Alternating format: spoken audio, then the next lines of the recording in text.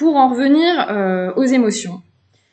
Donc l'émotion, elle porte une énergie, puisqu'elle nous demande d'agir. Pour agir, il faut de l'énergie. Et puis elle nous demande d'agir dans un certain sens. Donc elle va porter un ressenti. Prenons par exemple l'émotion de la peur. La peur est générée par la partie limbique de notre cerveau, puisque c'est une émotion primaire, préhistorique. Depuis que l'homme est arrivé sur Terre, l'émotion de peur a permis la pérennité de l'espèce humaine, car il fallait que l'être humain, pour survivre, puisse réagir de manière instantanée et rapide à des menaces extérieures, donc à son environnement. C'est pour ça qu'aujourd'hui encore, comme il y a des milliers d'années, notre cerveau fonctionne de la même manière. C'est-à-dire que quand vous allez ressentir de la peur, il y a 3 comportements qui vont instinctivement venir à vous. C'est-à-dire qu'il va y avoir le choix de fuite, le choix de combattre ou le choix d'être complètement figé. Ça, c'était des comportements qui, à cette époque-là, à l'époque des hommes préhistoriques, ont permis en fait de pérenniser la survie de l'espèce. Et c'est pour ça qu'on les a encore. Finalement, ils ont été validés.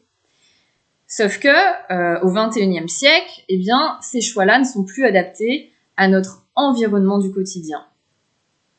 Et donc, ils vont générer un stress, puisque nous allons être complètement incapables de trouver une réponse à la demande de changement qui nous est présentée en ayant ces choix de comportement.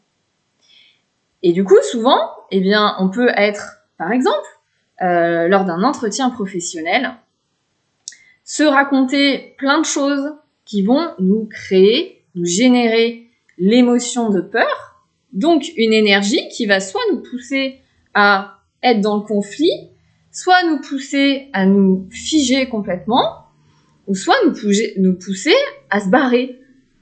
Et on voit bien que quand il s'agit d'un entretien professionnel, ces 3 choix-là ne correspondent pas du tout à régler la situation, bien au contraire, cela pose des problèmes. Et c'est comme ça qu'on peut se retrouver en cabinet thérapeutique, alors même qu'on sait exactement ce qu'on doit dire, qu'on est au fait au niveau de ses compétences professionnelles, qu'on est au fait au niveau de sa santé, sauf que quand on est face à la personne qui nous donne cet entretien professionnel, on n'arrive plus à parler. On est complètement figé, tous les signaux corporels s'activent, on peut transpirer, on peut avoir chaud, on perd ses moyens. Parce que notre cerveau fonctionne comme à l'ère préhistorique.